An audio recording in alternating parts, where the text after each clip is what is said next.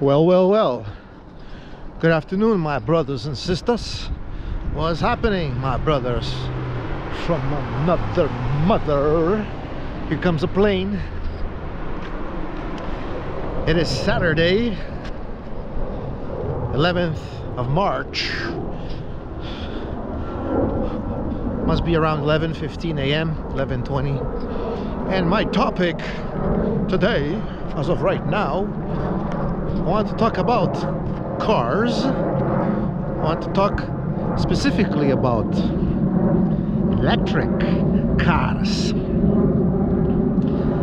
and the impact on the environment that electric cars have.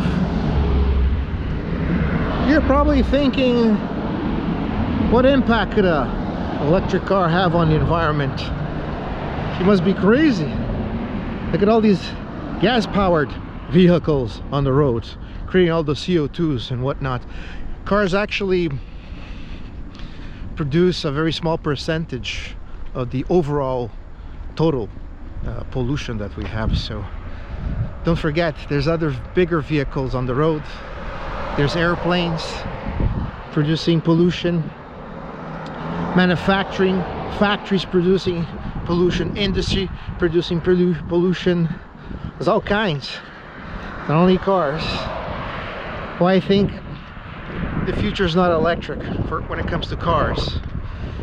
Because first of all, they're freaking expensive. They're much more expensive than a regular car, regular gasoline car. The cost of ownership, or should I say the probable total cost of ownership, is probably most likely more than a regular internal combustion engine vehicle. The pollution that is caused by the manufacturing processes of their batteries, the mining for the materials to manufacture their batteries pollutes as well. Mining alone is a big polluter. You gotta mine for all those metals for those batteries. You have to take that into consideration. And also the power grid is not up to snuff. The power grid is not up to the task. I mean, just look around you. I mean, just look at these buildings all around me. The apartment buildings I just came from, office buildings here where I live, industry, commerce, manufacturing. Takes up a lot of energy from the power grid, right? Where does the electricity come from? Where would the electricity come from to charge all these electric cars? So at the present juncture, the grid is already overtasked. So think about that. But then you might say, hey, there's solar panels, right? And there's windmills and whatnot. Those are very limited when it comes to producing and storing power. Why? Because the weather is not always nice, so the solar powers can get the rays from the sun, as I'm looking at the sun right now. Some days it's cloudy, and at night they don't work either because it's nighttime. Pretty self-explanatory. So, and the windmills, you need the wind. And sometimes it's not windy, so it's not so reliable as you may think it is. So there's many things to ponder, many things to question when it comes to electricity on its own, let alone electric cars. So I don't think it's the future.